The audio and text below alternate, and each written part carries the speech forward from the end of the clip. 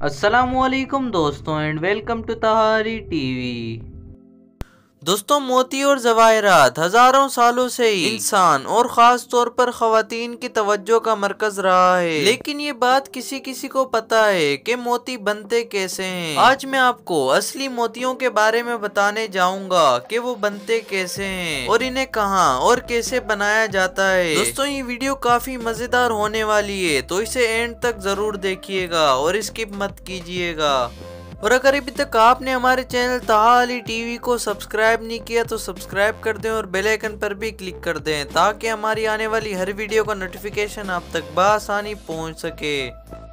दोस्तों, मोती जैसी खूबसूरत ब्यूटीफुल कीमती शे किस जगह पे पाई जाती है ये जानकर आप हैरान हो जाएंगे। दरअसल ये एक निहायत ही खुरदुरी समुद्री जानवर सीप में पाई जाती हैं। सिंपल और पर्ल्स ऑयस्टर्स। सादी सीप का इस्तेमाल कई ममालिक में ग़िज़ा के तौर पर इस्तेमाल किया जाता है, जबकि पर्ल सीप के अंदर कुदरती तौर पर मोती बनते हैं। कई लोगों का कहना है कि बारिश के कतरे पड़ने पर सीप के अंदर मोती पैदा होते हैं, मगर साइंस का ये मानना है कि मोती दरअसल उस वक्त बनता है जब रेत के मामूली जर्रात, छोटे कीड़े, समुद्री पेड़ों की बाकियात, बांस या लकड़ी के छोटे जर्रात जब होल के अंदर जाते हैं तो आहिस्ता आहिस्ता मोती बनना शुरू हो जाता है। होता कुछ यूँ है कि बाहर से पर्ल ऑयस्टर के अंदर जब भी कोई चीज पहुँचती है तो वो बेचैन होने लगता है और अपनी सेफ्टी की खातिर कैल्शियम कार्बोनेट और दीगर कार्बन मटेरियल्स का इस्तेमाल करके इन्हें इस तरह से गोल बनाने की कोशिश करता है ताकि वो चीज सेव हो जाए और उसे कोई नुकसान ना पहुंचा सके। इस होल को नेकर भी कहा जाता है। इसी होल से नेकर का अंदर का हिस्सा बनता है जो इंतहाई चमकदार होता है, बिल्कुल मोती की तरह। मोती के अंदर आने वाली चीज पर इसी नेकर की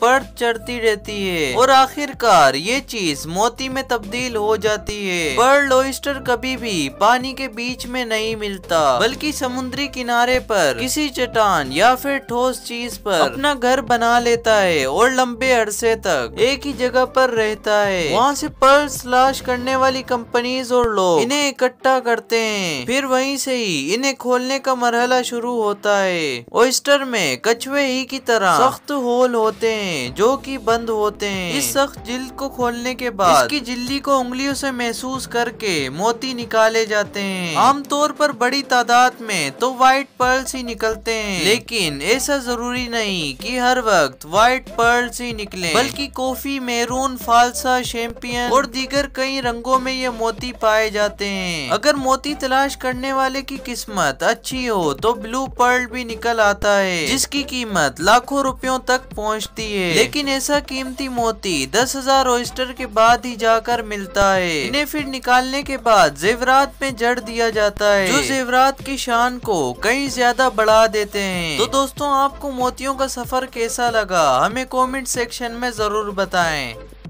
अगर आज की वीडियो आपको पसंद आई हो तो वीडियो को लाइक कर दें, चैनल पर सब्सक्राइब कर दें और बेल आइकन पर भी क्लिक कर दें ताकि हमारी आने वाली हर वीडियो का नोटिफिकेशन आप तक बआसानी पहुंच सके। तब तक के लिए सिर्फ इतना ही, मिलते हैं नेक्स्ट वीडियो में। अल्लाह हाफिज।